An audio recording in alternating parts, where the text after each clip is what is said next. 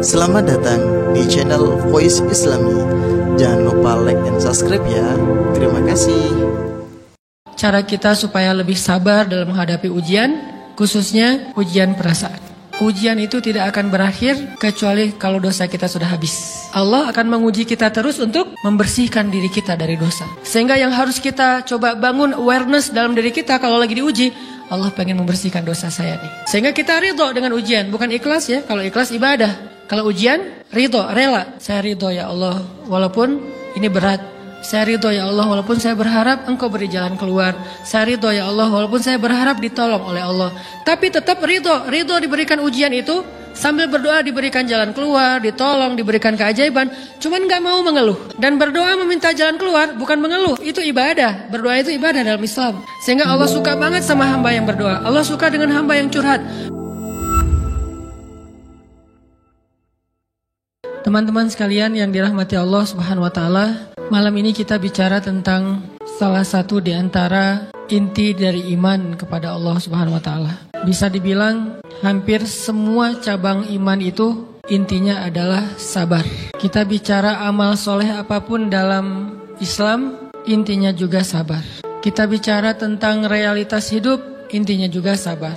Dan bahkan kalau kita bicara tentang apa jalan untuk masuk ke surga, banyak. Bisa dengan ibadah, bisa dengan akhlak, bisa dengan ritual, bisa dengan moral, bisa dengan banyak cara untuk masuk ke surga. Tapi semua cara itu intinya sama, sabar. Makanya ketika para ulama membahas bab sabar, maka mereka mengatakan bab sabar ini seperti saudara kembarnya bab iman, bab ikhlas. Ikhlas, sabar. Ini dua saudara kembar. Sehingga kalau kita bicara tentang Islam, kita pasti bicara tentang dua hal ini. Pertama ikhlas, kemudian sabar. Ikhlas dan sabar ini nanti menjadi modal kita untuk istiqomah sampai akhir hayat kita. Maka pada malam ini kita akan ngomongin tentang masalah sabar. Walaupun ini bukan tema baru, bukan materi yang saya pikir baru pertama kita dengar, tapi saya yakin semua kita tetap harus belajar tentang sabar. Karena walaupun 1000 kali kita dengar tentang bab sabar, toh pada kenyataannya kita kadang kalau mau jujur kepada diri kita sendiri, kayaknya kita belum menjadi orang yang penyabar. Syarat menjadi orang yang penyabar bukan sering mendengar wawasan tentang sabar. Baru disebut orang yang penyabar bukan gara-gara dia tahu ayat dan hadis-hadis sabar. Orang yang penyabar itu adalah orang yang sering ngalamin ujian dan dia bisa lewatin ujian-ujian itu, baru disebut penyabar. Walaupun kadang dia nggak tahu ayatnya, walaupun dia nggak hafal hadisnya, walaupun dia nggak tahu wawasan dan ceramah dengan materi tentang sabar, tapi bisa jadi dia lebih penyabar daripada kita yang duduk dalam majelis ilmu tentang bab sabar. Makanya kita butuh terus untuk belajar sabar, di-refresh lagi dengan kajian-kajian kayak gini. Mudah-mudahan dengan sifat sabar kita akan mendapatkan banyak kebaikan dari Allah Subhanahu wa taala. Bicara tentang sabar, kita coba awali dulu dengan tilawah Al-Qur'an, satu pembukaan surat yang isinya persis tentang masalah sabar, yaitu surat Al-Ankabut, surat 29 dari ayat pertama. Surat Al-Ankabut, surat 29 dari ayat pertama. A'udzu billahi minasy syaithanir rajim. Bismillahirrahmanirrahim. Alif lam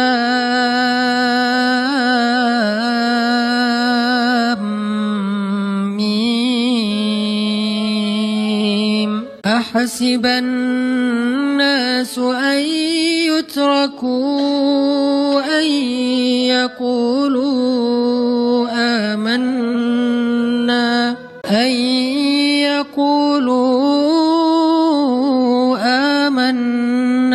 wa hum la yuftanun. Walaqad fatanna alladhina min qablihim falaya'lamanna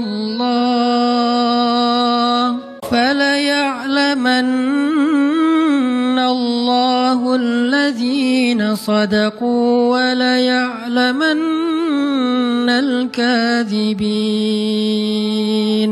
Alif Lam Mim. Apakah manusia mengira akan dibiarkan saja mengatakan kami telah beriman, sedangkan mereka tidak diuji? Dan sungguh kami benar-benar pernah menguji orang-orang sebelum mereka, sehingga Allah Subhanahu wa Ta'ala memperlihatkan siapa orang-orang yang benar keimanannya, dan Allah memperlihatkan juga siapa orang-orang yang pendusta. Terus kita loncat ke ayat 10 surat yang sama. Bismillahirrahmanirrahim. Wa minan nasi man yaqulu amanna billah fa idza في الله جعل فتنة الناس كعذاب الله ولئن جاء نصر من ربك ليقولن إنا كنا معكم أوليس الله بأعلم بما في صدور العالمين وليعلمن الله الذين آمنوا وليعلمن المنافقين. Dan di antara manusia ada orang yang berkata, kami beriman kepada Allah. Namun apabila ia diuji di sisi Allah, ia menganggap ujian manusia itu sebagai azab dari Allah. Dan sungguh jika datang pertolongan dari Tuhanmu, mereka pasti akan berkata, sesungguhnya kami ikut bersama kalian. Bukankah Allah lebih mengetahui apa yang ada di dalam dada setiap manusia? Dan sesungguhnya Allah benar-benar mengetahui orang-orang yang beriman, dan sesungguhnya Dia mengetahui orang-orang yang munafik. Shadaqallahul azim. Teman-teman yang dirahmati Allah Subhanahu wa Ta'ala, di ayat kedua surat Al-Ankabut, Allah menyampaikan sebuah sindiran. Allah nyindir dengan bahasa, emangnya manusia fikir Allah akan biarin aja mereka mengatakan kami telah beriman, sementara mereka tidak diuji. Ini Allah lagi menyindir orang-orang yang selama ini berputus asa setelah beriman, berputus asa setelah berhijrah, berputus asa dan mengeluh setelah bertaubat. Allah lagi nyindir mereka nih. Seolah-olah Allah bilang, kenapa setelah kalian beriman malah kalian masih berkeluh kesah? Kenapa kalian setelah bertaubat malah menjadi ragu kepada Allah? Kenapa kalian setelah berhijrah malah jadi labil? Bukankah harusnya setelah kalian menyatakan kami taubat, kami hijrah, kami beriman, harusnya iman kalian makin mantap? Dan bukti bahwa iman kalian mantap apa? Bahwa ketika kalian diuji, kalian sama sekali tidak goyah. Jadi Allah Subhanahu wa Ta'ala seolah-olah mengatakan bahwa ujian adalah tabiat iman. Bahwa ujian adalah tabiat iman. Bisa diuji dengan ujian yang kita tidak suka, bisa juga diuji sebaliknya dengan ujian yang kita suka. Bisa diuji dengan ujian yang sifatnya fisik, bisa diuji dengan ujian yang sifatnya harta, bisa juga diuji yang lebih berat lagi dengan ujian yang sifatnya perasaan. Yang jelas, semuanya diuji. Bisa diuji dengan ujian musibah, bisa juga diuji dengan godaan-godaan dari syaitan yang melalui hawa nafsu kita. Bisa diuji dengan kemarahan, dipancing oleh orang lain untuk marah, dipancing di sosmed untuk ngebalas komen-komen mereka, dipancing untuk berdebat, dipancing untuk akhirnya kita saling menjudge, saling menjatuhkan, saling menjelekkan. Ini semuanya bentuknya ujian. Makanya Allah Subhanahu wa Ta'ala mengatakan di pembukaan surat Al-Ankabut, kalau ujian itu adalah tabiat iman. Ujian dan keimanan itu nggak bisa dipisahkan. Apa hubungan antara iman dengan sabar? Sehingga Allah Subhanahu wa Ta'ala menilai keimanan seseorang itu dengan cara mengujinya. Apa hubungan antara iman dengan sabar? Ternyata ciri yang paling jelas orang yang imannya baik adalah sabarnya. Makin baik imannya, harusnya makin kuat kesabarannya. Jadi orang yang paling beriman itu tidak dilihat dari wawasan agamanya. Itu lebih kepada orang yang berwawasan luas, yang ilmunya banyak. Tapi belum tentu orang yang wawasannya luas adalah orang yang paling baik imannya, belum tentu.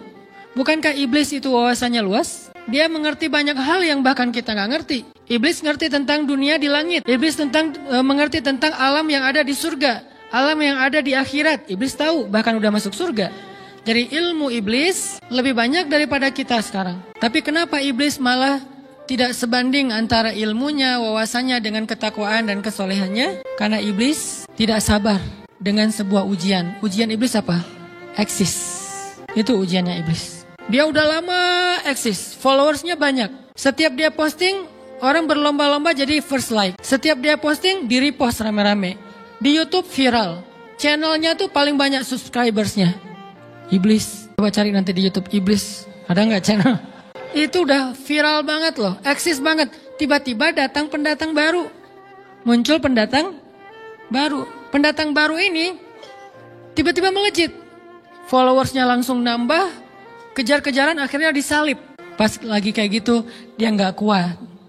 Dengan ujian nama besar, ujian eksistensi, ujian popularitas, ujian siapa yang lebih dihargai, ujian-ujian kayak gitu. Sama kayak kita kadang-kadang ngerasa udah banyak jasa dalam sebuah organisasi, udah banyak jasa dalam sebuah komunitas, udah banyak jasa dalam sebuah lingkungan, masjid, sekolah, organisasi, teman-teman. Kita yang paling sering berkorban. Tapi ternyata yang eksis, yang masuk media, yang masuk TV justru orang lain. Itu kan ujian ya. Nah ini nih yang kadang-kadang ujian namanya zulzilu, diguncang perasaannya. Bukan diuji dengan fisik, kadang-kadang ujian sakit, capek, lelah, buat kita bisa kita lalui tuh dalam sebuah organisasi nih. Kita lagi bikin kegiatan sosial, baksos di sekolah dengan OSIS-nya, dengan rohisnya, di kampus dengan BEM-nya, dengan LDK-nya. Kita bikin acara baksos. Kan effortnya lumayan ya. Kita begadang untuk meeting, kita survei lapangan, kita kerja malah tidur sehari cuma 1,5 jam, 2 jam. Fisik kita lelah, fisik kita capek, kadang sampai sakit, sampai dirawat di rumah sakit gara-gara kena misalnya tipes gitu, gara-gara kita habis-habisan bekerja. Itu buat kita nggak masalah. Ujian fisik kita lalui. Dan besok mau ngadain lagi, kita yang paling semangat dan aktif. Gak masalah capek juga. Gak masalah juga kita lelah. Gak masalah kurang tidur. Gak masalah berjalan jauh. Gak masalah. 1. Ujian harta. Kita yang justru nombokin. Kita yang nalangin dulu modal-modal untuk kegiatan-kegiatan tersebut. Kalau ternyata gak tercover dananya, akhirnya gak bisa dibalikin talangan kita. Gak apa-apa, kita ikhlas. Kita berkorban dengan harta kita. Butuh apa? Saya bayarin. Butuh apa? Kita lewatin ujian harta, tapi begitu ujian perasaan, kita udah capek, lelah, kurang tidur, nombokin, nalangin, habis-habisan, ternyata teman kita yang jadi ketua panitia ada kadang cuman masalah itu doang, atau dia yang jadi PR-nya. Yang namanya PR ketika diliput oleh media kan dia yang muncul mukanya kan, akhirnya diundang oleh misalnya hitam putih lah atau apalah, kok dia yang muncul di sana, atau diundang berdua, tapi sampai di sana dia yang banyak ngomong, kita diam aja. Pulang-pulang pundung. Begitu besok mau ngadain lagi, udah gak mau terlibat. Left group. Kenapa itu terjadi? Ujian zulzilu, perasaan. Itu yang dialamin oleh iblis. Iblis rela banget disuruh beribadah, sujud beribu-ribu tahun, kuat iblis. Kalau kita mungkin jidatnya hitam, kalau iblis mungkin udah kepala-kepalanya hitam, saking rajinnya sujud. Wah, ibadahnya udah ribuan tahun. Iblis disuruh berkorban dengan harta yang dia miliki, dia kasih aja semuanya. Tapi kalau disuruh dia ngalah dari Adam untuk memimpin alamin, menjadi khalifatullahi fil ard, menjadi pemimpin wakilnya Allah di muka bumi, buat iblis ini berat. Kenapa dia? Ana khairum min, saya lebih baik daripada dia. Saya lebih senior daripada dia. Saya lebih sehat daripada dia, saya lebih keren daripada dia, saya lebih. Ujian emosional, ujian ego, ujian perasaan, itu yang lebih berat buat kita. Kadang sakit dan dirugiin orang lain, teman segala macam kita masih oke lah. Selama ini asal kita ngumpul selalu gua yang bayarin, oke deh, nggak usah dibahas. Baru dibahas nanti pas sakit hati. Kalau belum sakit hati kan nggak dibahas kan? Nggak apa-apa deh, kita terus yang bayarin, kita traktirin ngopi apa segala macam, nggak pernah dibahas. Kebersit sih di benak kita, cuman gak mau dibahas. Kenapa? Udahlah biarin aja, easy going. Kemudian kayak kita yang capek harus rempong sana kemari segala macam, selalu acaranya di rumah kita, akhirnya kita yang bayarin, kita yang rempong, nyiapin segala macam, bebersih sendiri. Tapi begitu ada yang nyakitin perasaan kita sedikit aja, semua itu balik lagi. Dari dulu ya. Nah, keluar kan? Kenapa? Dipancing oleh ujian perasaan. Jadi ternyata yang paling berat itu adalah zulzilu, diguncang perasaannya. Kita kadang-kadang habis-habisan buat seseorang, nggak masalah. Hujan-hujanan dia yang pakai jas hujan, kita nggak pakai apa-apa, nggak apa-apa. Sakit-sakitan juga, dikerok dan segala macam, biarin aja. Kalau perlu misalnya kalau bannya lagi kempes, dia naik Grab, kita dorong-dorong motor terus cari tempat segala macam sampai tengah malam, nggak apa-apa deh buat dia. Apa sih yang nggak buat kamu? Begitu dia selingkuh, keluar semuanya. Mulai list report keuangan. Wah dulu sekian, sampai uang receh-receh juga dihitung kan ya. Kenapa bisa kayak gitu? Perasaan kan? Nah ini nih yang kita coba belajar. Mungkin malam ini kita lebih banyak membahas tentang sabar terhadap ujian perasaan. Karena banyak macam-macam ujian. Nah gimana kita memanage perasaan kita? Gimana cara kita merecovery perasaan kita dengan bab sabar? InsyaAllah nanti akan kita lanjutkan setelah selesai sholat isya. Barakallah. Bismillahirrahmanirrahim. Teman-teman yang dirahmati Allah Subhanahu wa taala, kita lanjutkan tentang masalah sabar, terutama sabar zulzilu, ketika kita diuji dengan ujian ego, marah, perasaan, sakit hati, yang kayak gitu-gitu. Ini ujian jauh lebih berat daripada ujian fisik dan ujian harta. Termasuk rasa cinta, rasa benci, kadang itu menjadi ujian. Kenapa ujian bikin kita jadi tidak lagi logis, nggak realistis, dan kadang-kadang mengabaikan hal-hal nilai-nilai yang kita selama ini pegang sebagai satu kebenaran. Kita ngabaikan batasan-batasan syariat. Ini semuanya ujian dari Allah Subhanahu wa taala. Sehingga tidak disebut orang yang beriman kecuali ketika Allah Subhanahu wa taala melihat dia sabar dalam ujian. Kalau dia nggak sabar dalam ujian, malah di dalam pembukaan surat Al-Ankabut tadi Allah menggolongkan mereka termasuk orang-orang yang munafik. Apa arti yang orang munafik? Orang yang mengaku beriman tapi sebetulnya dia tidak beriman. Apa salah satu buktinya? Dia tidak sabar. Jadi kalau kita mau menilai diri kita mukmin atau munafik, dan ini bukan materi untuk menjudge orang lain, oh ternyata dia itu munafik, bukan. Lagi-lagi konsep kita belajar itu angle-nya untuk diri kita sendiri. Saya sangat tidak merekomendasikan kita belajar untuk mendapatkan kaca pembesar, mencari-cari kesalahan saudara kita. Tapi kita belajar untuk semakin bisa bercermin untuk menemukan aib dan kekurangan diri kita. Jadi semakin kita tahu ilmu agama, semakin kita tahu ayat dan hadis, semakin kita punya cerminan untuk menilai diri kita dan memperbaiki diri kita. Bukan nyari kaca pembesar untuk memperjelas aib-aib dan kesalahan orang lain. Kalau kita pengen menilai diri kita ini orang yang mukmin atau munafik, caranya lihat aja kita sabar nggak nih, terutama dalam masalah emosional, dalam masalah ego, dalam masalah marah, dalam masalah hawa nafsu, dalam masalah perasaan cinta, dalam masalah benci segala macam. Masih bisa nggak kita adil bahkan kepada orang yang kita benci, adil kepada orang yang kita benci, adil kepada musuh sekalipun. Bahwa jangan sampai kita gara-gara gak suka kepada seseorang, kita berlaku zalim kepada dia. Jangan. Ini berarti kita harus ngelawan ego kita sendiri. Ego untuk memaafkan orang lain. Ego untuk bisa melupakan kesalahan orang lain. Ego untuk bisa berlapang dada dengan hal-hal yang gak nyaman daripada orang lain. Ini adalah ujian yang paling berat. Di situ kita bisa lihat kita nih mukmin atau munafik. Kalau nggak pernah sabar sama sekali dalam masalah ego, dalam masalah emosional, berarti jangan-jangan kita tergolong di antara orang-orang yang kata Allah, wa ma hum bimu'minin.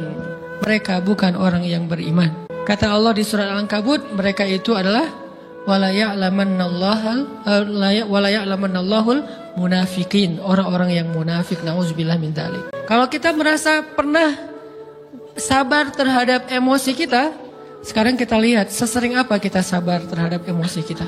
Maka derajat seorang mukmin tergantung tingkat kesabarannya.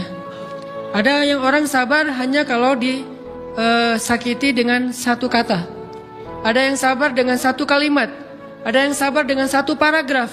Ada yang sabar dibully rame-rame juga dia sabar. Berarti lahum darajatun inda rabbihim. Orang beriman juga bertingkat-tingkat. Dan tingkatan itu tergantung tingkat kesabaran kita dalam menghadapi ujian, salah satunya ujian emosional kita, perasaan kita. Sehingga teman-teman yang dirahmati Allah SWT, salah satu program kita untuk terus mengembangkan diri, program untuk tumbuh, program untuk memperbaiki diri kita di hadapan Allah itu adalah coba kita program dalam sehari aja, terus kita nilai berapa kali kita berhasil ngelewatin ujian emosional. Bukan cuma marah, termasuk cinta, benci, tersinggung, sakit hati, kayak gitu-gitu. Berapa kali kita bisa berhasil melewati itu dalam sehari. Gak usah seminggu, sehari aja.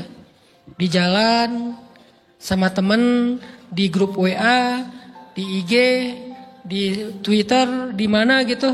Coba kita lihat berapa kali kita bisa menahan diri kita dan bersabar. Bukan berarti tidak respon ya, bukan berarti pasif. Kita bisa merespon tapi dengan cara yang elegan. Kita bisa merespon tanpa harus memperlihatkan emosional yang meledak-ledak. Bukan berarti ketika disakiti orang, dihina dan segala macam kita diam aja. Gak selalu kayak gitu. Kadang-kadang kita perlu merespon untuk mengklarifikasi, tabayun kalau kata orang-orang yang dalam ilmu fikih. Kita harus tabayun. Tapi tabayun dengan marah itu beda. Tabayun dengan mencela itu beda. Sehingga kita mencoba menahan diri berpikir, aduh capek kalau gitu. Tapi kan ini bagian dari pembelajaran. Makin terbiasa kayak gitu, terbiasa elegan, maka otomatis jadi nggak terlalu repot lagi. Kan awal-awal bersikap pengen yang bijaksana, yang elegan, yang dewasa, itu kan kadang-kadang harus diusahain ya. Karena belum mengkarakter, harus mikir dulu gimana ya sikap yang paling dewasa. Gimana ya sikap yang paling bijaksana? Gimana ya sikap yang paling wise? Gimana ya sikap yang paling elegan? Masih mikir. Tapi setelah berkali-kali kita latihan, lama-lama itu menjadi spontanitas kita. Dan kalau udah bisa kayak gitu, insya Allah kita sudah mulai meniru nih akhlak Nabi Muhammad SAW. Ini ujian perasaan banget. Kalau tadi saya ngasih contoh diselingkuhin itu sebetulnya cuman bercanda ya. Karena diselingkuhin ini pastinya bukan ujian. Tapi musibah, pengkhianatan ya, tidak ada tempat. Gimana kita ngelawan perasaan kita kalau lagi kayak gitu? Gimana kita ngelawan perasaan kita kalau lagi diuji? Gimana cara kita bersabar? Karena iman dan sabar itu bisa dibilang satu paket. Gak disebut orang beriman kalau gak sabar. Dan insya Allah orang yang sabar itu adalah ciri-ciri orang beriman. Gak mungkin disebut orang beriman kalau gak sabar. Kita pikir memang iman itu hanya ucapan. Kalau iman itu cuma ucapan, inna sholati wa nusuki wa mahyaya wa mamati lillahi rabbil alamin, gampang. Kalau iman itu cuma ucapan, hasbiyallah wa ni'mal wakil, gampang. Kalau iman itu cuma ucapan, la haula wa la quwata illa billah, gampang. Kalau iman itu cuma ucapan, iyyaka na'budu wa iyyaka nasta'in, gampang. Tapi Allah mengatakan wa ma hum bimu'minin. Hasiban nasu ayyutraku ayyaqulu amanna wa hum la yuftanun. Emangnya cukup dengan hanya mengatakan kami telah beriman lalu tidak diuji? Ternyata iman adalah sabar dalam ujian. Jadi enggak mungkin orang disebut beriman sementara dia tidak sabar, sementara dia emosional, sementara dia temperamen, sementara dia orangnya meledak-ledak, sementara dia orangnya mengeluh, sementara dia orangnya berputus asa. Enggak mungkin. Karena ulama mengatakan la tayasu. La tayasu, jangan berputus asa. Fa innal ya's laisa min akhlaqil muslim atau mukmin. Karena sesungguhnya keputusasaan bukan di antara akhlak orang yang beriman. Orang yang beriman itu tidak pernah berputus asa. Serumit apapun masalah kita, kalau kita punya yakin sama Allah bahwa Allah ala kulli syai'in qadir, maka kita pasti akan punya harapan. Kalau kita yakin bahwa Allahu Akbar, sebesar apapun masalah kita, Allah lebih besar daripada masalah kita kan? Bukankah kita mendengar Allahu Akbar, Allahu Akbar. Ada gitu yang lebih besar daripada Allah? Harusnya kita tidak pernah berdoa kepada Allah sambil mengatakan, ya Allah, saya punya masalah besar. Itu sama aja dengan kita ngeledekin Allah. Sama aja kayak kita datang ke teman kita bilang gini, saya mau pinjam duit. Enggak akan banyak kok, saya tahu kamu kalau kebanyakan kamu enggak akan sanggup. Kan enggak mungkin kita ngomong gitu kan ya. Saya lagi banyak hutang nih. Saya mau minta tolong sama kamu, insya Allah saya nggak akan minta seutuhnya. Saya tahu kamu juga kurang duitnya. Saya minta dikit-dikit aja lah. Kan nggak gitu kan cara kita minta tolong. Sama aja kita doa, ya Allah saya punya masalah besar. Ngomong ke Allah punya masalah besar. Kalau kita ngomong ke manusia kayak gitu wajar. Tapi ke Allah, ya Allah saya punya masalah kecil nih. Apa? Ada hutang sedikit, berapa? 100 M. Allah kan ghaniyun, maha kaya. Jadi jangan pernah mengatakan 100 M itu besar di hadapan Allah. Kita ngeremehin Allah banget. Bukankah Allah maha kaya? Jangan pernah mengatakan bahwa musibah kita, ditinggalkan orang yang kita cintai, dibully seluruh dunia, itu besar di hadapan Allah. Bukankah Allah cukup buat kamu, kata kamu? Inna sholati wa nusuki wa mahyaya hasbiyallahu ni'mal wakil. Jadi Allahu Akbar. Sehingga kalau kita berdoa, ya Allah saya punya sedikit masalah. Bukankah Umar pernah mengatakan, ya nafsi, idza daqat alaikid dunya, fala taquli ya rabbi indi hammun kabir, faquli ya hammun indi rabbun kabir. Wahai jiwaku, kalau kamu merasakan kesempitan, kegalauan, bingung, sakit, jangan pernah kamu mengatakan, ya Rabbi saya punya masalah besar. Tapi katakanlah, wahai masalah, saya punya Rabb yang maha besar. Iman dan harapan, berharap, itu nggak bisa dipisahkan. Iman dan sabar itu nggak bisa dipisahkan. Iman dan berserah diri atau menyerahkan urusannya, tawakul atau kita nyebutnya tawakal, nggak bisa dipisahkan. Bagaimana kita mau menyebut diri kita mukmin sementara kita nggak sabar ketika diuji dengan perasaan? Alhamdulillah kalau kita selama ini masih bersabar dengan ujian fisik.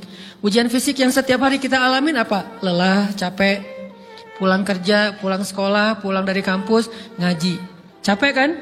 Belum lagi macet-macetan, belum mandi pula. Dari tadi pagi, dari semalam kurang tidur dan segala macam. Lelah, capek, ngantuk. Kadang-kadang sampai drop kesehatan kita. Kita bisa lalui itu. Gak apa-apa, capek-capek juga. Yang penting saya pengen belajar. Jalan nih jauh-jauh. Ada yang dari Sumedang, ada yang dari Lembang, ada yang dari Banjaran. Dari mana-mana datang pengen ngaji. Jarak jauh gak apa-apa. Macet nggak apa-apa, lelah nggak apa-apa, habis duit nggak masalah. Tapi sampai di sini kesenggol dikit aja sama teman kita dalam ucapan mungkin, dalam ekspresi kadang-kadang kita senyumin nggak dibalas senyum, atau mungkin hal-hal sepele itu bikin seolah-olah amal kita yang udah habis-habisan tadi jadi berkurang sampai habis pahalanya. Ujian perasaan. Kadang-kadang datang ke sini nggak ada rasa tidak nyaman sedikit mungkin dengan teman kita atau dengan orang yang di sebelah kita. Akhirnya kita merasa tersinggung. Akhirnya kayak jadi berlebih-lebihan. Di tangga, di pintu, pas keluar, di tempat wudhu, di mana. Hal sepele sebetulnya. Tapi mengganggunya bukan fisik kita. Yang terganggu bukan harta kita. Tapi yang terganggu perasaan kita nih. Rasa nyaman kita yang terganggu. Seolah-olah hilang semuanya. Jadi nggak berarti. Ini namanya ujian teman-teman. Mudah-mudahan kita bisa istiqomah dalam masalah perasaan ini. Pertanyaan sederhananya adalah gimana sih cara kita menghadapi itu? Saya juga lagi belajar. Ini bukan kata saya ya. Tapi saya coba merangkum dari beberapa hadis, dari beberapa ayat. Mudah-mudahan ini jadi semacam tips dari Allah, dari Rasul. Cara kita supaya lebih sabar dalam menghadapi ujian. Khususnya ujian perasaan. Pertama, saya mengambil dari hadis riwayat yang diriwayatkan dari Abu Hurairah, hadis Hasan. Nabi SAW mengatakan, "Ma yazalul bala'u bil mu'mini wal mu'minati fi nafsihi wa waladihi wa malihi hatta yalqallaha ta'ala wa ma 'alaihi khati'ah." Tidaklah seseorang selesai diuji, baik dia laki-laki, orang yang beriman, atau perempuan yang beriman, baik itu ujiannya terjadi pada dirinya, atau melalui anaknya, atau melalui hartanya, artinya ujian harta, ujian fisik, ujian perasaan, sampai dia bertemu dengan Allah, dan dia tidak punya dosa. Apa maksud dari hadis ini? Ujian itu tidak akan berakhir, kecuali kalau dosa kita sudah habis. Allah akan menguji kita terus untuk membersihkan diri kita dari dosa. Sehingga yang harus kita coba bangun awareness dalam diri kita kalau lagi diuji, Allah pengen membersihkan dosa saya nih. Sehingga kita ridho dengan ujian, bukan ikhlas ya. Kalau ikhlas ibadah. Kalau ujian, ridho, rela. saya ridho ya Allah, walaupun ini berat. Saya ridho ya Allah, walaupun saya berharap Engkau beri jalan keluar. Saya ridho ya Allah, walaupun saya berharap ditolong oleh Allah. Tapi tetap ridho diberikan ujian itu, sambil berdoa diberikan jalan keluar, ditolong, diberikan keajaiban. Cuman gak mau mengeluh. Dan berdoa meminta jalan keluar bukan mengeluh, itu ibadah. Berdoa itu ibadah dalam Islam. Sehingga Allah suka banget sama hamba yang berdoa. Allah suka dengan hamba yang curhat. Nabi itu kalau lagi curhat, doanya aja bisa berjam-jam cuma doa doang tuh. Kayak hadis Aisyah pas lagi cemburu malam-malam kan. Aisyah lagi tidur, ini jatah malamnya Aisyah. Tiba-tiba dia nyari-nyari raba-raba, Nabi gak ada. Dicari di kamar mandi gak ada. Biasanya Nabi sholat di sebelah Aisyah. Wah curiga nih, jangan-jangan ke rumah si fulan. Dicari ke rumahnya, ditelepon gak aktif, mungkin lagi dicas, datang ke rumahnya. Ketuk pintu. Hafsah, Nabi di rumah kamu enggak? Enggak Aisyah, beneran. Cari ke rumah Sofia. Sofia, Nabi di sini enggak? Enggak, beneran. Cari ke rumah Maria. Maria di sini enggak Nabi? Enggak. Kemana ya Nabi? Rumah istri-istri yang lain enggak ada. Pas balik ke rumahnya, ngelewat masjid, ngelihat Nabi lagi sujud di Masjid Nabawi, di mihrab. Dan Aisyah mendengar Nabi menangis sambil berdoa. Dan sujudnya itu seperti membaca 1 juz Al-Quran. Dan itu isinya doa nangis. Robbi. Jadi kalau kita katakan gak usah banyak berdoa sama Allah, malu. Justru Allah suka kepada hamba yang berdoa. Justru sebaliknya, kalau kita jarang berdoa atau enggan berdoa, buat Allah itu orang sombong. Allah gak suka hamba kayak gitu. Kamu gak butuh saya, sama kayak kita lagi ada masalah, punya teman yang punya kelebihan harta, terus kita kayak bingung gitu nyari kesana kemari pinjaman, dia gak dikasih tahu. Pas dia tahu dari orang lain, dia ngomong apa? Kamu gak nganggap saya ya? Emangnya saya bukan teman kamu? Kok kamu punya masalah keuangan tapi saya gak dikasih tahu, malah saya tahunya dari orang lain? Tersinggung kan? Kalau teman kita aja tersinggung, apalagi Allah. Kamu punya masalah kok gak ngomong ke saya, wahai hambaku? Bukan berarti Allah gak tahu, Allah tahu, cuman Allah berhak, bukan ingin ya, berhak untuk dilibatkan. Allah berhak untuk dicurhatin. Allah berhak untuk dijadikan tempat kita untuk habis-habisan menangis dan melampiaskan masalah kita kepada Allah dalam bentuk curhat-curhat dan doa.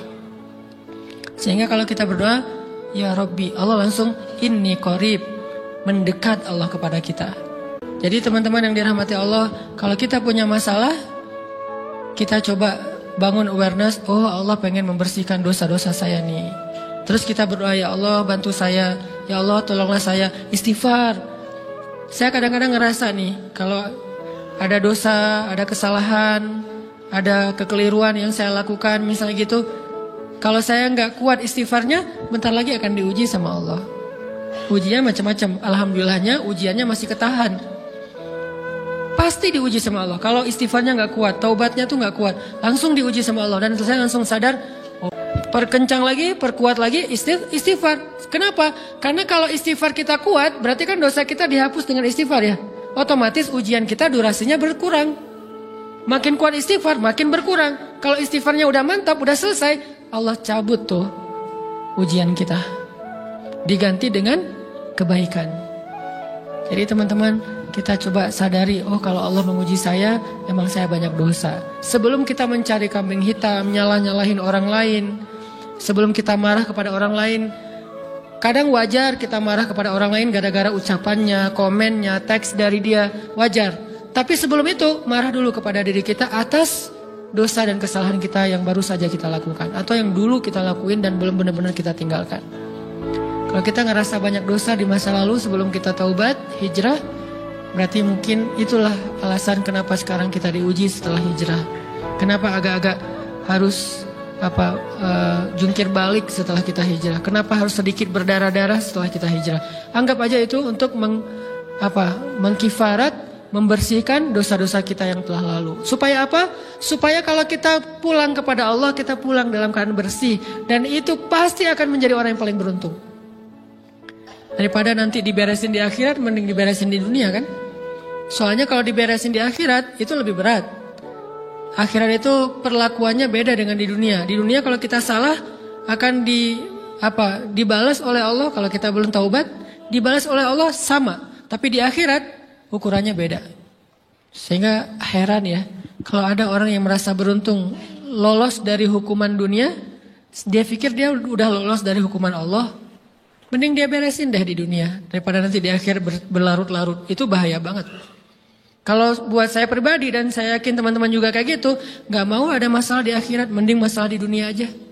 Tapi masalah di dunia juga kita nggak mau berlarut-larut, pengen cepat dimudahin sama Allah. Caranya istighfar, istighfar, istighfar. Tidaklah Allah memberikan kepada kita ujian kecuali salah satu alasannya pengen menghapuskan dosa. Idza kathurat dzunubul 'abdi wa lam yakun lahu min 'amalin liyukaffiraha fabtalahu Allahu bil hazan liyukaffiraha. Kalau seorang hamba banyak dosa dan dia nggak cukup amal untuk mengkifarat dosa-dosanya, Allah akan menguji dia dengan rasa sedih, dengan rasa kecewa, dengan rasa berat, sakit hati untuk mengkifarat dosa-dosanya. Itu yang kita bangun. Sehingga kalau ada masalah sama orang lain, kita memperbaiki diri dulu. Bukan sibuk dengan kesalahan dia terus-menerus yang gak mau kita maafin. Misalnya ada teman kita nih, jadi clash sama kita. Hal pertama yang kita bangun, astagfirullahaladzim, saya banyak dosa nih. Tapi kan yang salah dia, ya. Tapi mungkin dia nggak akan mengatakan kalimat itu, nggak akan bersikap kayak gitu kalau kita nggak punya dosa. Allah sengaja mengutus dia untuk menguji kita lewat kata-katanya, lewat perilakunya, karena kita punya dosa. Jadi penyebab pertama diuji itu bukan teman kita yang salah, itu penyebab kedua. Memang dia salah, dan itu harus kita akui, realistis lah. Dia salah, dia nggak pas, dia nggak bijak, dia apa. Oke, tapi yang mentakdirkan dia salah kepada kita, Allah Subhanahu Wa Taala. Kenapa Allah takdirkan gitu? Karena kita masih punya banyak dosa. Allah kirim kita ujian, bisa manusia, bisa alam, bisa dalam diri kita sendiri. Itu semuanya adalah cara Allah untuk menguji kita dan membersihkan dosa-dosa kita. Ini yang kita bangun pertama. Yang kedua, kata Nabi di dalam hadis Bukhari, "May yuridillahu bihi khairan." Yang terkenal kan yufaqihu fiddin, itu yang terkenal. Ternyata ada dua modelnya. Ada may yuridillahu bihi khairan yufaqihu fiddin. Siapa yang Allah pengen kasih dia kebaikan agama, kebaikan, Allah akan buat dia mengerti halal dan haram. Itu berarti Allah sayang sama dia. Ini satu model hadis. Ada model yang kedua, mirip redaksinya. May yuridillahu bihi khairan yusib min. Hadis Bukhari. Siapa yang Allah pengen ngasih dia kebaikan, Allah uji. Hah? Kok gitu caranya? Ternyata kayak gitu rahasianya. May yuridillahu bihi khairan, may yuridillahu bihi khairan. Siapa yang Allah pengen ngasih dia kebaikan, Allah kasih dia musibah atau ujian. Kenapa bisa seperti itu, Ustaz? Fa inna ma'al usri yusra, inna ma'al usri yusra. Seolah-olah Allah bilang di dalam ayat itu, kalau kalian mau dapat kemudahan, biasanya lewatnya kesusahan dulu. Kalau kalian pengen dapat keberuntungan, biasanya dapatnya kerugian dulu. Tapi keberuntungan dan kerugiannya pasti nggak sebanding. Keberuntungannya jauh lebih besar daripada kerugiannya. Kerugian itu kayak modal doang, DP. Jadi kalau kita mau dapat kejutan dari Allah, Allah kasih kita DP. DP-nya apa? Ujian. DP-nya musibah. DP-nya rasa nggak nyaman. Itu DP tuh. DP terhadap apa? DP dari Allah terhadap hadiah-hadiah besar yang Allah pengen ngasih ke kita setelahnya. Cuman banyak orang yang menolak DP ini. Sama kayak kita misalnya. Kalau kita mau ngasih dia hadiah, kita kasih dia kayak kejutan dulu. Dia lagi ulang tahun nih, disiram air dulu. Setelah itu dikasih hadiah-hadiah yang mahal. Rela gak disiram air demi hadiah? Rela, udah siramin lagi aja. Kalau setelahnya ada hadiah. Yang kita gak rela, kalau setelah disiram, disuruh bersih-bersih sendiri dan gak dikasih apa-apa, kan gak rela tuh. Berarti ini bab iman. Yakin gak kalau Allah tetap ngasih hadiah? Kan sabar dan iman itu ternyata tahu aman, kembar. Kalau kita yakin Allah ngasih hadiah setelah ngasih kita DP ujian, ya kita akan sabar. Gak apa-apa deh, bentar lagi mau dikasih hadiah, digini-giniin juga gak masalah. Dibully, diapain sama Allah, biarin aja. Ya Allah saya sabar, kan bentar lagi mau dikasih hadiah nih. Ini masalah yakin. Tapi kalau kita gak yakin, apa sih maunya Allah gitu kan? Begitu kalimat ini keluar, maka yang muncul setelahnya adalah mengeluh, berputus asa, dan gak akan sabar menghadapi ujian. Ujian, kata Nabi, may yuridillahu bihi khairan. Siapa yang Allah pengen kasih hadiah, siapa yang Allah pengen kasih kejutan, siapa yang Allah pengen kasih pertolongan, siapa yang Allah pengen kasih kebaikan, yusib min. Allah akan uji dia dulu. Ini sunnatullah. Sehingga kalau kita lagi diuji, Yang kita lihat jangan ujiannya. Apa setelah itu? Gimana ngelihatnya Ustaz nggak kelihatan? Dengan mata hati. Istafti qalbak, tanya kepada hatimu, kelihatan nggak? Dengan mata hati. Gimana ngelihat dengan mata hati? Dengan iman. Saya percaya Allah pasti ngasih kebaikan setelah ini. Orang Allah sendiri yang ngomong, nggak ada satu huruf pun di Al-Quran yang salah. Apalagi satu ayat, apalagi dua ayat. Fa inna ma'al usri yusra. Ditegesin lagi. Inna ma'al usri yusra. Tapi usr dulu, baru yusr. Dikasih kesusahan sedikit, dikasih kemudahan yang banyak. Dikasih kesusahan sedikit, dikasih kemudahan yang banyak. Ini yang kita coba.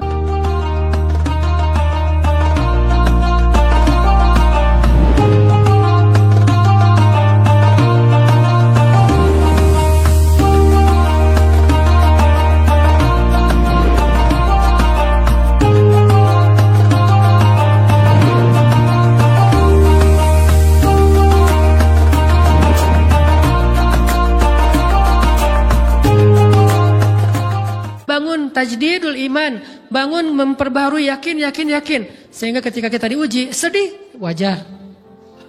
Mengaduh sedikit bukan mengeluh ya. Kalau mengeluh kan nyalahin Allah. Kalau ngaduh, yang namanya orang dicubit kan, itu ngaduh. Tapi kalau, apa sih maunya Allah? Nah itu ngeluh. Antara mengaduh dengan mengeluh berbeda. Mengaduh, itu manusiawi. Sedih, itu manusiawi. Air mata, bahkan bukan hanya manusiawi, itu rahmat dari Allah. Orang yang gak bisa menangis itu yang bahaya. Kalau kita masih bisa menangis, berarti kita masih peka hatinya. Bukankah anak kecil paling sering menangis? Berarti hatinya peka. Siapa lagi selain anak kecil yang paling sering menangis? Cewek. Cowok itu emang gak punya perasaan, makanya jarang nangis. Cewek dikit-dikit nangis. Jangan bilang, cemen banget sih nangis, cengeng apa. Enggak, karena dia perasaannya lebih peka dari kita. Itulah kenapa Allah menitipkan bayi kepada perempuan. Kalau dititipin ke laki-laki, hancur. Di balik kepekaan perempuan, di balik sensitifnya perempuan, di balik perasaannya yang luar biasa, di situ Allah Subhanahu wa taala menitipkan amanah, dia yang paling baik dalam merawat bayinya. Perempuan secara umum mungkin lebih banyak bicara daripada laki-laki ya. Walaupun ada orang yang perempuan pendiam banget, ada yang nggak ngomong sama sekali, misalnya diem-diem aja, ada. Tapi secara umum perempuan lebih banyak berucap daripada laki-laki. Emangnya ini kekurangan? Bukan. Ini kelebihan. Kalau dia berikan itu dalam hal yang tepat. Apa yang tepat? Mendidik anak. Justru karena perempuan banyak ngomong, lebih baik dalam mendidik anak daripada laki-laki. Laki-laki itu kurang mendidik, kurang mengedukasi kepada anak dengan usia tertentu karena dia jarang memahamkan. Salah hanya marah, salah hanya ditegur. Kalau ibunya jelasin, gini sebelum tidur ibunya yang ceritain banyak cerita. Saya sendiri ngalamin. Sering mana seorang ayah sama ibu interaksi sama anak dalam bentuk verbal. Sering ibu. Jadi menangis itu rahmat dari Allah. Gak apa-apa, nangis saja. Dan itu tidak disebut mengeluh. Kamu kok nangis sih? Kan orang Islam harus sabar. Emangnya nangis dengan sabar itu bertolak belakang? Sabar tetap sabar. Ya nangis jalan aja terus nangis. Nangis nangisnya nggak cuma nangis doang, emotikonnya juga nangis, berderai-derai gitu. Sampai air matanya menggenang gitu kan ya. Boleh lah. Ditambah lagi dengan visual menangisnya, posting bahwa dia lagi tertusuk duri dengan postingan kaktus atau apalah. Dia pengen share ke semua orang bahwa saya sedang sedih. Sehingga nanti ketika ada orang yang menghibur dia dengan sedikit kata-kata yang sabar ya segala macam, makin berderai-derai. Itu belum jadi. Kecuali dia keluarkan kata-kata mengeluh, baru dia disebut orang yang banyak mengeluh, berputus asa. Kalau mengaduh, wajar. Walaupun ada nabi udah diuji berat gak mau mengaduh, apalagi ngeluh. Zakaria digergaji, mengadu aja enggak. Kenapa? Karena kata malaikat, kalau kamu mengaduh sedikit aja, maka Allah Subhanahu wa taala akan menghancurkan kaum ini. Dia kasihan kepada kaumnya, enggak mau mengaduh. Satu-satunya orang yang kita tidak boleh mengaduh hanya orang tua. Atau itu mengeluh kalau untuk orang tua. Kalau yang lain enggak disebut mengeluh. Kalau ke teman, malas enggak apa-apa. Jangan sering-sering tapi. Apaan sih? Ke teman boleh. Tapi ke orang tua, saja, itu bukan lagi mengaduh, itu sudah mengeluh. Khusus untuk orang tua. Kalau di antara manusia. Kalau kepada Allah dan Rasul, pastinya lebih dari itu. Ketika kita diam saja, tidak langsung beranjak sami'na wa ata'na labbaik ya rabbi wa sa'daik, enggak memenuhi panggilan Allah, itu sudah disebut bagian dari kufur ingkar. Tapi minimal kita mungkin masih mengaduh, kita masih menangis, kita masih lelah, kita masih merasa lemah, setidaknya kita tidak mengeluh. Kenapa? Kita percaya Allah kalau mau ngasih hadiah kepada hambanya, DP-nya itu ujian. Dan yakinlah hadiahnya minimal 10 kali lipat lebih baik daripada ujian itu. Minimal, karena nggak ada amal soleh yang dibalas di bawah 10 kali lipat tuh nggak ada. Amal soleh, amal ya bukan niat, amal yang udah kita kerjakan minimal dibalas 10 kali lipat, minimal. Maksimalnya bighairi hisab, tanpa batas. Bighairi hisab, tanpa batas. Ada yang 700 kali lipat kayak sedekah, tapi tetap aja ayat sedekah di akhirnya ujung-ujungnya apa? Bighairi hisab juga kan? Berarti sedekah itu minimal dibalas 700 kali lipat minimal. Kalau kita yakin. Selalu syaratnya kalau kita yakin. Dan saya ngebuktiin itu banget. Saya pernah ngalamin lagi jalan-jalan di sebuah kota yang ada becak kayunya, becak sepeda gitu ya. Jalan terus saya bilang, Pak berapa ongkosnya? 20.000. Udah naik aja 20.000. Karena kita keliling-keliling kota, ternyata saya jadi kasihan sama dia 20.000. Kasihan kan 20.000 dibayar keliling kota, walaupun pas mampir beberapa tempat mungkin dia dapat tips ya. Tapi saya nggak tega gitu, dia cerita tentang anaknya lagi sekolah, apa segala macam, makin bikin baper kan. Pas selesai, saya kasih dia 100.000. Dari 20.000 dikasih 100.000 karena kasihan. Dan saya yakin nggak mungkin sedekah itu sia-sia. Kan Nabi bersumpah kan, demi zat yang jiwaku di dalam genggamannya, tidak berkurang harta karena sedekah. Demi Allah, kata Nabi. Enggak berkurang harta karena sedekah. Berkurang harta karena belanja? Ya. Berkurang harta karena pacaran? Banget. Modal banget kan? Apalagi buat cowok. Tapi berkurang harta karena sedekah? Enggak mungkin, kata Nabi. Demi Allah enggak berkurang harta karena sedekah. Berkurang harta karena istri? Enggak. Karena memberi kepada istri itu pahalanya lebih gede daripada sedekah. Makanya ngemodalin pacaran setelah nikah itu tumbuh berkah. Modal pacaran sebelum nikah itu hapes. Jadi kalau pengen modal nih, ngemodalin cewek, traktir, ngapa-ngapain, bayarin, jangan sebelum nikah. Sebelum nikah jadi orang pelit aja, nggak apa-apa. Tapi setelah nikah jor-joran ngasih, apalagi yang, bayarin semuanya. Kenapa? Pahalanya lebih gede daripada sedekah. Bahkan lebih gede daripada infak fi sabilillah. Seorang suami memberi nafkah istri, itu pahalanya terkadang lebih besar daripada kita berinfak untuk fi sabilillah, untuk korban perang. Saya heran kalau ada orang sedekahnya rajin tapi ke istrinya kikir, aneh, berarti dia nggak ngerti konsep. Padahal memberi kepada istri itu selama itu kebutuhan pokok ya, dan sedikit entertain, nggak apa-apa asal nggak berlebihan, itu luar biasa. Makanya saya kalau jalan sama istri yang mana? Itu yang Onit suka. Oh ya, Onit suka. Kasih aja. Kenapa? Minta ini. Kasih. Selama ada kan kenapa gak dikasih kan ya? Nanti Allah ganti. Makin rajin kita ngebayarin istri kita, ngebelanjain istri kita, makin Allah ngasih yang kita gak pernah duga-duga. Sampai istri kita cemburu sama kita. Kok kamu duitnya banyak banget sih? Kan gara-gara aku sering ngasih ke kamu. Ya udah sini lain lagi. Mau ditransfer berapa gitu kan ya?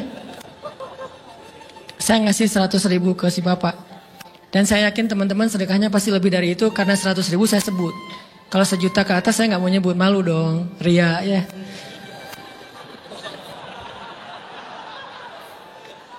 Sebenarnya nggak pernah sih. 100.000 deh, karena kan kecil, saya kasih 100.000. Ternyata begitu saya kasih 100.000, dia doa.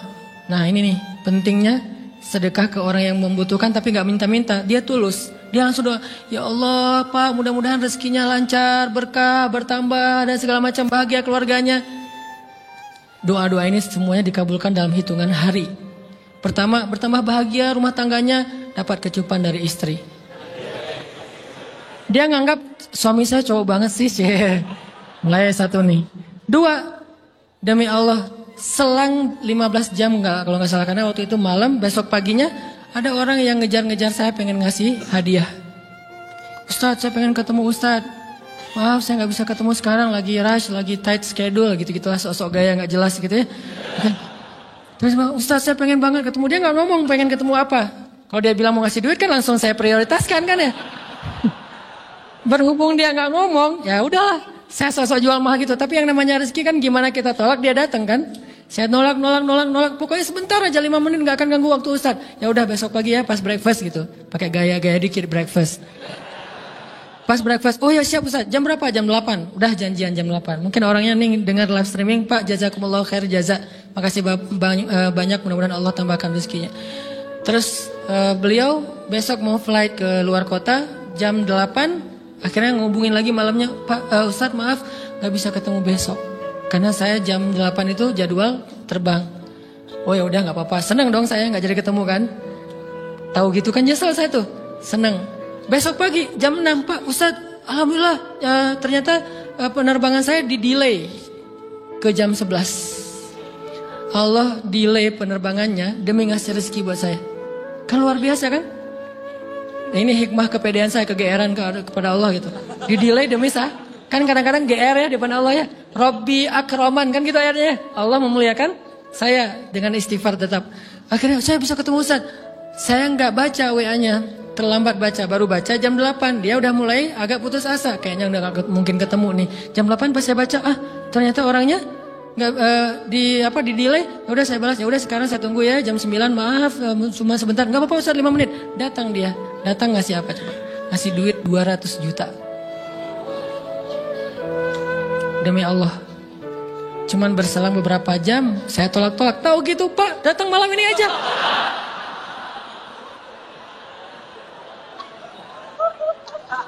Harusnya malam itu juga saya cari orangnya. Kalau perlu saya yang nyamperin Bapak. Sherlock, saya kejar. Manusia gitu banget ya.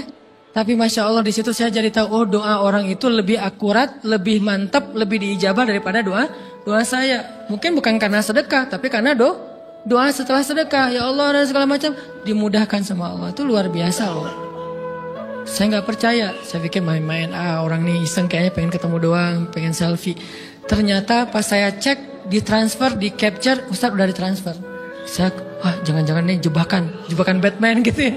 Nyari-nyari sana segala macam. Alhamdulillah ternyata emang niat baiknya pengen, alhamdulillah saya terkesan, saya dapat hidayah lewat Ustaz segala macam. Sekarang saya pengen membalas jasa Ustaz walaupun kecil 200 juta. Untung saya nggak kaget dan kemudian pingsan. Pak 200 juta stroke kan ya, bahaya. Lebih mahal dari 200 juta. Ini keajaiban ya teman-teman. Jadi kita tuh, saya kan sering bilang keajaiban itu terjadi tergantung tingkat iman. Bukan saya udah soleh banget, enggak. Saya belajar terus untuk yakin deh sama Allah. Modal kita tuh kan gini sebetulnya kan.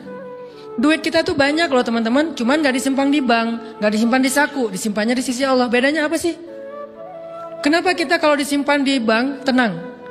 Saya lagi punya duit banyak dari 100 juta. Di mana? Di bank. Aman. Kenapa kalau disimpan di saku? Aman. Tenang. Kenapa kalau disimpan Allah gak tenang? Kenapa kalau disimpan di Allah kita bilang gak punya duit? Ini kan gak fair sama Allah. Gak punya duit nih. Siapa bilang gak punya duit? Kan ada Allah. Tinggal minta sama Allah. Tapi gak ada wujudnya. Tapi kan ada janjinya. Bukankah janji Allah lebih kuat daripada wujud? Bukankah iman harusnya lebih mantap daripada sesuatu yang konkret yang kita lihat? Ada duitnya di sisi Allah. Kenapa gak dikasih? Karena kita belum butuh. Kalau kita yakin duit kita itu ada di Allah, tapi dikasihnya pas kita butuh. Begitu butuh ya Allah, langsung dikasih sama Allah. Itu banget benar-benar terjadi dalam kehidupan kita. Pasti kayak gitu. Tingkat tergantung kita yakin apa enggak. Nih kalau Allah bilang, "May yuridillahu bihi khairan", Allah kalau pengen ngasih hadiah kepada seorang hamba, Allah kalau pengen ngasih kejutan kepada seorang hamba, yusib. Allah kasih dia ujian sedikit aja. وَلَنَبْلُوَنَّكُمْ بِشَيْءٍ sedikit, بِشَيْءٍ مِنَ الْخَوْفِ وَالْجُوعِ وَنَقْصٍ مِنَ الْأَمْوَالِ وَالْأَنْفُسِ وَالثَّمَرَاتِ وَبَشِّرِ الصَّابِرِينَ. Kami uji sedikit aja dengan rasa lapar, dengan rasa takut, dengan sedikit kekurangan ini dan itu, sedikit. Tapi wabasyiris sabirin, sampaikan kejutan kepada orang yang bersabar. Sampaikan kejutan kepada orang bersabar. Jadi bisa dibilang kejutan-kejutan hidup kita itu munculnya dengan iman dan sabar. dengan iman dan sabar. Iman artinya yakin, husnuzon sama Allah. Ana inda dhanni abdi bi. Aku tergantung prasangka hambaku kepadaku. Sabar, wasta'inu bis sabri was shalah. Minta pertolongan Allah, caranya dengan sabar, kemudian dengan sholat. Pasti Allah tolong. Ustaz, saya udah sabar. Sabar lagi. Isbiru wasabiru. Kalau udah sabar, bersabar lagi. Sampai kapan Ustaz? Sampai Allah Subhanahu wa taala benar-benar mengakui kesabaran kita. Setelah itu Allah pasti kasih. Terus apa yang saya lakukan Ustaz? Buktikan di hadapan Allah kita itu hamba yang penyabar. Jangan bilang ya Allah saya akan sabar. Jangan, tunjukin aja. Ya Allah kurang apa lagi dari saya? Tunjukin aja. Nanti Allah sendiri yang akan memberi kita gelar sabirin. Sehingga Allah bilang wabasyiris sabirin. Sampaikan berita gembira kepada hambaku yang sabar. Dan kalau Allah udah ngasih berita gembira, itu beruntun loh.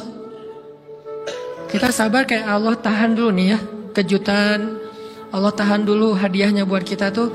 Ditahan, tahan. Makin lama makin sulit pastinya. Makin lama makin berat, makin lama makin berat, makin berat. Begitu dibuka kerannya, itu gak ada selesai-selesai. Sampai kita kebingungan. Loh, kok datang terus-terusan. Kayak gitu cara Allah memperlakukan hambanya. Nabi Ayub. Sakit pertama, sakit fisik. Sakit kedua, sakit hati. 2 penyakit Nabi Ayub. Fisik pertama, beliau lumpuh, beliau sakit. Sakit hatinya apa? Ditinggalkan oleh orang-orang terdekatnya.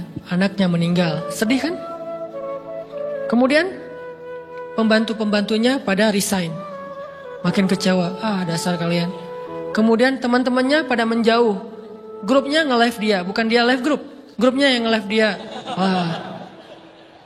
Orang unfollow. Tiba-tiba followersnya tinggal 1 doang. Yang tadi ada ribuan, sekarang tinggal 1. Istri satu-satunya yang masih setia mendampingi beliau. Tinggal 1 followersnya. Kebayang gak tuh? Yang posting udah sepi, udah gak ada yang nge-like. Istri aja yang nge-like. Ini nih Nabi Ayub. Ditambah lagi datang keluarganya ke rumah Nabi Ayub. Gak mau ketemu dalam jarak dekat. Dari luar ngomongnya, Ayub kami gini. Kemarin harta kamu tuh kan kamu ada masalah minjam duit karena istri kamu nih. Gimana nih bayarnya? Terus mereka tutup muka, nggak mau tertular. Mereka bilang jangan dekat-dekat dengan Ayub. Yang lebih parah lagi ada yang sampai nuduh gini. Ternyata ya kamu itu selama ini bukan orang soleh. Selama ini kamu tuh pura-pura pencitraan ordai. Ini buktinya nih. Ternyata akhirnya Allah tunjukin juga borok kamu, aib-aib kamu. Ternyata kamu itu selama ini orang munafik. Jadi Nabi Ayub malah dituduh orang jahat, orang yang terkutuk, yang selama ini mencitrakan diri sebagai orang baik, gara-gara sakit itu dituduh demikian. Sedih luar biasa. Bertahun-tahun, ada riwayat mengatakan 17 tahun, ada yang mengatakan lebih atau kurang. 17 tahun ditahan semua kebaikan oleh Allah, kecuali 1, iman. Sehingga Nabi Ayub tetap yakin Allah maha baik. Pokoknya yakin Allah maha baik. Allah gimana pun diuji, Allah maha baik. Diambil anaknya, Allah maha baik. Diambil kesehatannya, Allah maha baik. Diambil hartanya, Allah maha baik. Jadi orang yang tadinya paling kaya di negerinya, sekarang paling miskin di negerinya. Kebayang gak tuh dibalik 180 derajat. Yang tadinya paling kaya, gak ada yang lebih kaya daripada Ayub. Sekarang yang paling miskin, gak ada yang lebih miskin daripada Ayub. Allah maha baik, Allah maha baik, Allah maha baik. Husnuzan kepada Allah. Dan itu gak sehari 2 hari. 17 tahun husnuzon kepada Allah. Pada puncaknya ketika istri beliau harus menjual rambut, gundul, potong rambut, dijual demi apa? Udah gak tahu lagi mengemodalin apa untuk ngasih makan Nabi Ayub. Akhirnya nyari-nyari kerja gak ada yang nerima. Jual rambut, pakai jilbab di rumah gak buka-buka jilbab. Ayub curiga. Yang kenapa kamu gak buka jilbab di hadapanku? Gak apa-apa. Kan lagi musim panas gak apa-apa. Akhirnya Nabi Ayub minta tolong dibukain ada apa? Curiga kan? Pas dibuka udah botak rambut istrinya. Nabi Ayub menangis. Kenapa? Apa yang terjadi? Istrinya bilang, suamiku gak ada lagi modal buat kita makan. Saya cari-cari kerja sana sini gak ada yang nerima. Bahkan untuk mandiin hewan aja gak diterima. Akhirnya saya jual rambut saya. Mudah-mudahan bisa untuk kita makan beberapa hari. Istrinya keluar. Nabi Ayub menangis. Baru Nabi Ayub berdoa. Itu juga doanya malu-malu dan husnuzon. Malu-malu husnuzon. Gimana kalimatnya? Rabbi Masaniyadur. Ya Allah, saya sakit. Gitu doang ngomongnya. Bukan, ya Allah udah sekian tahun saya sakit, saya gini, saya gitu. Enggak. Ya Allah, saya sakit. Wa anta arhamur rahimin. Tapi tetap ya Allah buat saya engkau yang paling baik. Coba masih ngomong gitu. Arhamur rahimin. Gak apa-apa. Jadi seolah-olah mau ngomong, ya Allah saya sakit. Tenang saya gak ngeluh ya Allah. Engkau tetap yang paling baik. Gitu coba Nabi Ayub ke Allahnya tuh. Langsung Allah munculkan mata air di bawah kaki Nabi Ayub. Tiba-tiba beliau jadi basah, mandi, sembuh semua penyakit, rontok dengan semua luka-lukanya. Dan wajah Nabi Ayub semua tubuhnya menjadi muda. Yang usianya tadi udah 80-an tahun. Tiba-tiba menjadi di antara 35 tahun. Itu usia ideal. Maaf ya, saya usianya kurang lebih segitulah. Usia penduduk surga antara 30 sampai 40 tahun. Itu usia penduduk surga. Dan usia itu mempertemukan dua kebaikan. Fisiknya sudah sempurna dan akalnya juga kebijaksanaannya sudah sempurna. Kalau di bawah 30 tahun, fisiknya sempurna, akalnya belum sempurna. Kalau di atas 40 tahun, akalnya sempurna, fisiknya sudah berkurang. Antara 30, 40, 45 ya kurang lebih segitulah. Nabi Ayub menjadi muda lagi. Jadi keren. Persis kayak masa mudanya. Jadi kalau ngelihat foto yang postingan pertama di Instagramnya tuh mirip nih. Kan udah postingan yang ke-1000 ya. Udah berapa tahun dia pakai akun yang sama. Wah, mirip dengan yang dulu. Istrinya datang. Begitu datang, astagfirullahaladzim. Ada cowok keren di rumahnya. Tapi mirip Ayub. Cuman gak mungkin ini Ayub.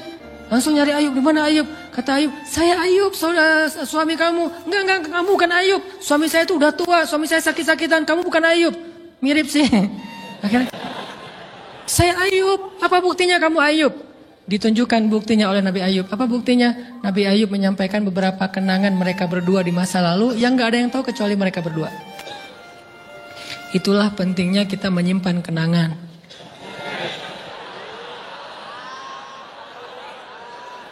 Kalau ada masalah gitu kan, nauzubillah harus operasi wajahnya. Kamu bukan suami saya. Ada buktinya apa? Ada satu hal yang cuma kita berdua yang tahu. Kalau perlu jangan satu hal, banyak hal ya. Cuman kita doang yang tahu. Orang lain nggak tahu. Pas disebut itu benar, tidak ada yang tahu masalah itu kecuali kita berdua. Akhirnya dipeluk Nabi Ayub ngajak istrinya untuk mandi di mata air yang sama. Istrinya mandi langsung muda lagi. Setelah itu Allah SWT beri mereka harta yang sangat banyak. Lihat kalau Allah udah buka, pertama fisiknya disempurnakan lagi. Kemudian Allah turunkan air hujan. Diturunkan hujan bukan air. Hujannya dinar dan dirham. Di belakang rumah Nabi Ayub itu ada tempat penampungan gandum gitu kan. Ada 2 tempat penampungan. Turun hujan pertama dinar. Sampai penuh penampungan gandum dengan dinar. Koin-koin dinar yang 1 dinar mungkin harganya sampai 3 juta. Turun banyak, kemudian turunnya lagi dirham, penuh, turun lagi di atas atap-atap beliau sampai rumah Nabi Ayub dipenuhi dengan dinar dan dirham. Ini apa? Nabi Ayub kaget. Setelah itu istrinya hamil. Setiap tahun ngelahirin 13 anak Nabi Ayub yang sudah Allah wafatkan, lahir setahun satu. Wajahnya, karakternya, namanya semua persis seperti yang sudah Allah ambil. Seolah-olah mereka belum meninggal tapi mereka hanya pergi dan kembali lagi. Dibalikin semuanya. Dan Nabi Ayub lebih kaya berpuluh-puluh kali lipat daripada sebelum beliau sakit. Buah dari kesabaran. Artinya Allah kalau mau ngasih kebaikan yang berlipat ganda, yang luar biasa, yusib, Allah kasih dia ujian sedikit. Itu hadis Bukhari.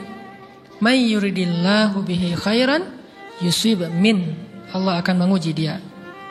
Dan yang terakhir yang kita coba bangun juga, ini saya yang lebih ke perasaan ya. Kalau amaliyahnya mungkin ustaz-ustaz lain mengajarkan amal riyadhah buat sabar segala macam. Ini lebih ke perasaan. Satu, kita yakin emang kita layak dikasih hukuman kayak gini, emang kita banyak dosa. Jangan terlalu besar kepala, saya nggak layak dihukum, saya nggak layak diperlakukan kayak gini. Kalau manusia ke kita wajar kita ngomong kayak gitu. Saya nggak layak diperlakukan kayak gini sama dia, oke. Tapi oleh Allah layak banget karena emang kita banyak dosa. Makanya kalau kita nggak kuat lama-lama digituin, banyak istighfar. Yang kedua, husnuzon, lebih keperasaan nih. Oh Allah pengen ngasih saya kejutan. Sabar. Sampai kapan? Sampai Allah benar-benar melihat kesabaran kita.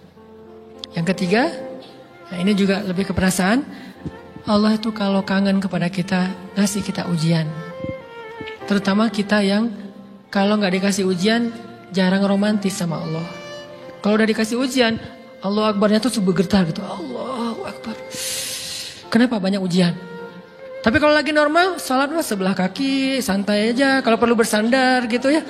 Sholatnya nggak wudhu, tayamum cepet-cepetan biar gampang gitu. Kan tayamum juga boleh Ustaz, kayak gitu-gitu lah. Kenapa? Kalau lagi normal doa Rabbana atina fid dunya hasanah. Kalau misalnya baca dalam sholat qul huwallahu ahad, itu juga dibagi 3 rakaat. Tapi kalau lagi diuji Alif Lam Mim, Toha, Yasin, semua dibaca pembukaan surat. Khatam 30 juz teh. Kenapa? Lagi diuji. Sholat panjang, doa ya Allah habis-habisan. Baru takbir udah nangis, Al-Fatihahnya nangis. Terus kalau ini baca Al-Quran, Bismillahirrahmanirrahim, khusyuk gitu. Tahajud, belum malam dia udah tahajud gitu. Tahajud, kirain udah saking semangatnya. Maksudnya apa? Belum malam dia udah tahajud. Dari sore udah kangen malam. Kapan ya malam? Kapan ya tengah malam? Kapan ya saya pengen tahajud? Kangen dengan tahajud. Kan ada orang kayak gitu. Saya kenal beberapa orang yang katanya hanya menunggu malam aja setiap hari. Setiap pagi kapan ya malam? Pas malam bahagia tahajud. Pagi lagi kapan ya malam? Artinya belum malam udah tahajud. Saking kangennya dengan tahajud. Rindu banget sama Allah. Romantis banget dengan Allah. Khatam Al-Quran berkali-kali dalam seminggu. Begitu dia dikasih jalan keluar, menjauh sampai lupa sama Allah. Sehingga kalau Allah kangen sama dia, Allah kasih dia ujian dikit. Ta'ala ya abdi, kesini wahai hambaku, kesini. Biar kita berdua-duaan lagi nih.